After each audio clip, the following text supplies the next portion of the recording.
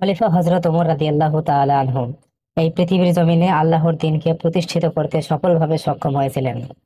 সমাজে আল্লাহ তাআলার কোরআন প্রতিষ্ঠিত হলে সমাজ কতটা সুন্দর হতে পারে, এমন দৃশ্য দেখার জন্য হযরত ওমর রাদিয়াল্লাহু তাআলা আনহু মাঝে মাঝে ছদ্মবেশ ধারণ করে মদিনার অলিতে গলিতে মরুভূমিতে ঘুরে বেড়াতেন।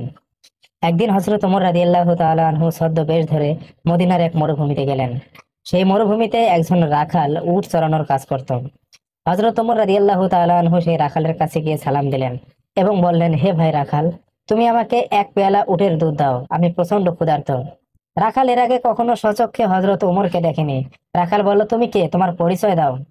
হযরত ওমর রাদিয়াল্লাহু তাআলা আনহু বললেন, আমি একজন মুসলমান এবং হযরত ইব্রাহিম আলাইহিস সালামের সন্তান। রাখাল বললেন, তুমি কি সত্যি আসল মুসলমান নাকি ভণ্ড মুসলমান? হযরত ওমর রাদিয়াল্লাহু তাআলা আনহু বলল, মুসলমান তো মুসলমানই, আসল মুসলমান কি আর ভণ্ড মুসলমান কি? রাখাল বলল, না, আমার মনে হয় তুমি একজন ভণ্ড মুসলমান। কেননা আসল মুসলমান চাওয়ার ব্যাপারে সতর্ক থাকবে। তুমি তো একজনের কাছে এসেই হঠাৎ করে দুধ চেয়ে বসলে, এটা তো কখনো আসল মুসলমানের কাজ হতে পারে না। আসল মুসলমান সব সময় চাওয়ার ব্যাপারে সতর্ক থাকবে। হযরত ওমর রাদিয়াল্লাহু তাআলা আনহু বললেন, ঠিক আছে, আমি আল্লাহর নামেই তোমার কাছে চাইছি, তুমি আল্লাহর ওয়াস্তে আমাকে এক পেয়ালা দুধ দাও। রাখাল বললেন, হে পথিক, আমি তো তোমাকে কিছুতে দুধ দিতে পারি না। কেননা এই উটগুলোর মালিক আমি না, এই উটগুলোর মালিক হলো আমার মনিব। আমার মনিবের বাড়ি এখান থেকে 10 কিলোমিটার দূরে। তুমি যদি এক পেয়ালা দুধ পেতে চাও তাহলে আমার মনিবের অনুমতি নিয়ে আসতে হবে। আমার মনিবের অনুমতি ছাড়া আমি কিছুতেই তোমাকে দুধ দিতে পারি না। হযরত ওমর বলল, দেখো, এত দূর 10 কিলোমিটার দূরে গিয়ে তোমার মালিকের কাছ থেকে অনুমতি নিয়ে আসার মতো সময় তো আমার নেই। এর চেয়ে বরং আমি তোমাকে 2 দিরহাম দিচ্ছি, তুমি আমাকে এক পেয়ালা দুধ দাও। হযরত ওমর রাদিয়াল্লাহু তাআলা আনহুর কথা শুনে রাখাল অনেকটা রেগে গিয়ে বলল, হে পথিক, তুমি কি ওমরকে চেনো? ওমর এই সমাজের মধ্যে কোরআন দিয়ে বিচার করে। ওমর এই সমাজের মধ্যে কোরআন প্রতিষ্ঠিত করেছে। আমি যদি আমার মালিকের অনুমতি ছাড়া অবৈধভাবে তোমাকে এক পেয়ালা দুধ দেই, এটা যদি কোনোভাবে ওমরের গুপ্ত বাহিনী জানতে পারে, তাহলে আমাকে ওমরের আদালতে কঠিন বিচারের মুখোমুখি হতে হবে। হযরত ওমর রাদিয়াল্লাহু তাআলা আনহু বললেন, ঠিক আছে, তাহলে ওই পাহাড়ের গুহায় চলো। পাহাড়ের গুহার ভিতরে গিয়ে আমি তোমাকে 2 দিরহাম দেব, আর তুমি আমাকে এক পেয়ালা দুধ দেবে। সেখানে উমরের গুপ্ত বাহিনীও জানতে পারবে না, আর তোমার মালিকও জানতে পারবে না। রাখাল এবার অত্যন্ত রেগে গিয়ে বলল, হে পথিক, আমি তো ভাবছিলাম তুমি একজন ভণ্ড মুসলমান, কিন্তু এখন দেখছি তুমি তো একজন মুনাফিক মুসলমান। আমি যদি ওই পাহাড়ের গুহার ভিতরে গিয়ে তোমাকে এক পেয়ালা দুধ দেই, ওমরের গুপ্ত বাহিনী হয়তো জানতে পারবে না, আমার মালিকও হয়তো জানতে পারবে না, কিন্তু আল্লাহ রাব্বুল আলামিন তো সবকিছু দেখছেন, তিনি তো জানতে পেরে যাবেন। রাখালের কথা শুনে হযরত ওমর রাদিয়াল্লাহু তাআলা আনহুর শরীরে রাগের রক্তবর্ণ ধারণ করলো। নেতা হওয়ার কারণে এবং ছদ্মবেশ ধারণ করার কারণে তিনি তার রাগ নিয়ন্ত্রণ করে নরম সুরের রাখালকে জিজ্ঞেস করলেন, হে রাখাল, তুমি আমার ভিতরে মুনাফিকের কি দেখতে পেলে? রাখাল বলল, এই উটগুলো আমার মালিকের পক্ষ থেকে আমার কাছে আমানত। আমার মালিকের অনুমতি ছাড়াই যদি এই আমানতের খেয়ানত আমি করি, তাহলে আমি তো মুনাফিকদের অন্তর্ভুক্ত হয়ে যাব। তুমি নিজেও একজন মুনাফিক এবং আমাকে মুনাফিক বানানোর জন্য পায়তারা করছো।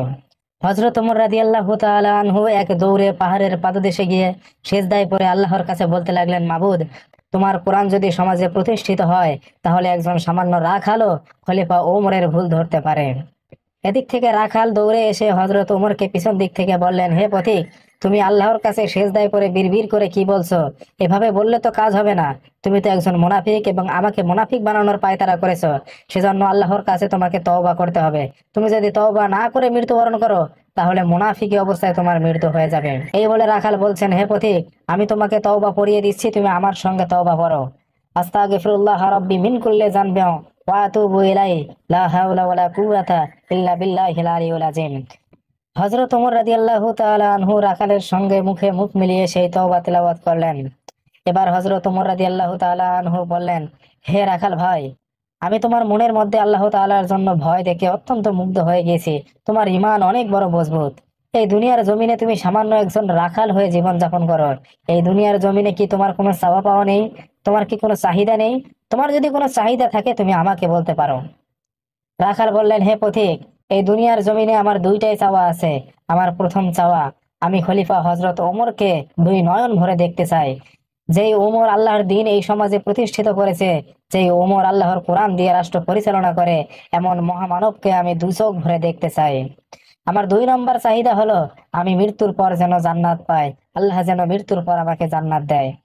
হযরত ওমর রাদিয়াল্লাহু তাআলা আনহু বললেন, হে রাখাল, আল্লাহ রাব্বুল আলামিন নিঃসন্দেহে তোমার দ্বিতীয় চাহিদা পূরণ করবেন।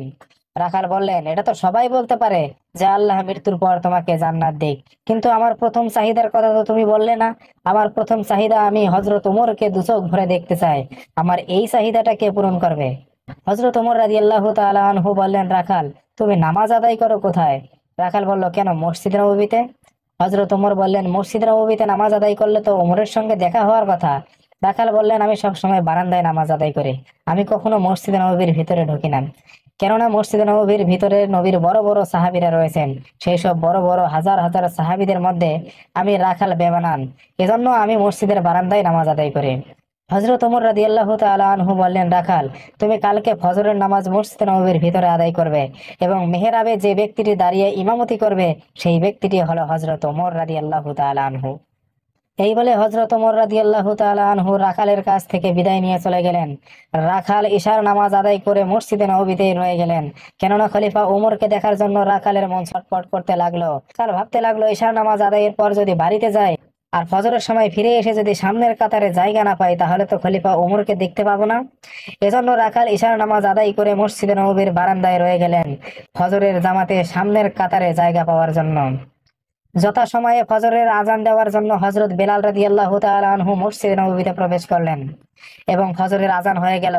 রাখাল মসজিদে নববীর প্রথম সারিতে বসলেন এবং 2 রাকাত ফজরের সুন্নত নামাজ আদায় করলেন। আস্তে আস্তে মসজিদে নববীতে নবীজির সকল সাহাবীরা উপস্থিত হতে লাগলো।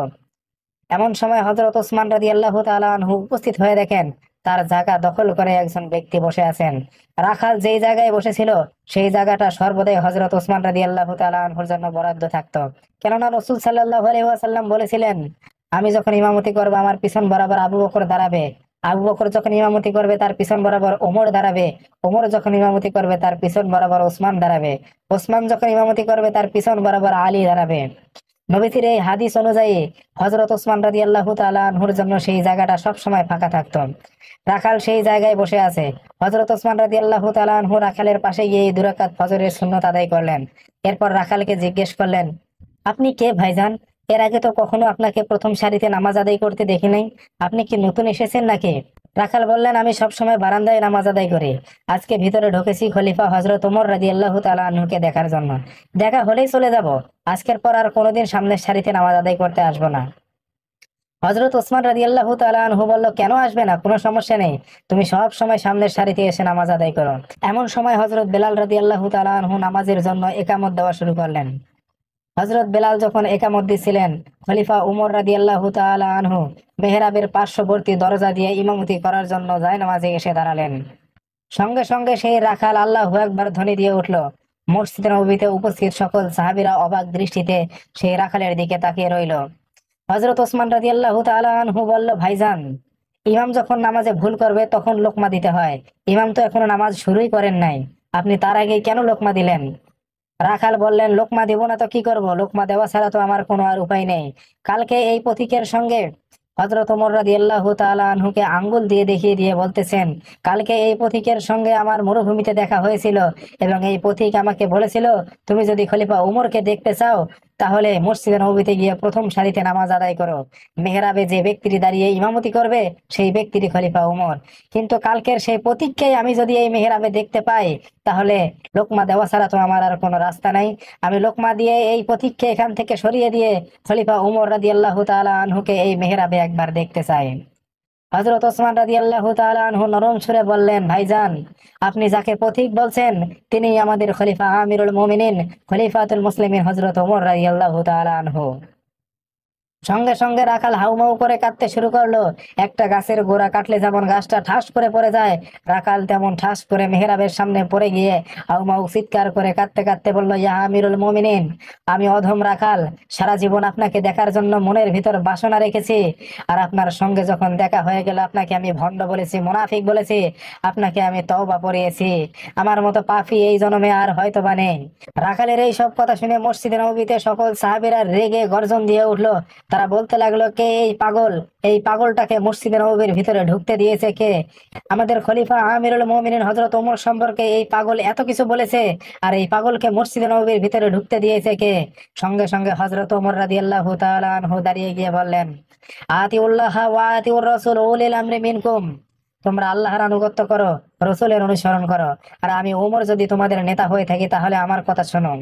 এই রাখাল আমাকে ভণ্ড বলেছে, আমাকে পাগল বলেছে, আমাকে মুনাফিক বলেছে, আমাকে তওবা পড়িয়েছে। এর বিচার আল্লাহর কোরআন দিয়েই হবে। তবে তার আগে আমরা ফজরের নামাজ আদায় করে নেই। সকল সাহাবী হযরত ওমর রাদিয়াল্লাহু তাআলা আনহুর কথা শুনে চুপ হয়ে গেলেন। হযরত ওমর রাদিয়াল্লাহু তাআলা আনহু এবং সকল সাহাবীগণ ফজরের ফরজ নামাজ আদায় করলেন।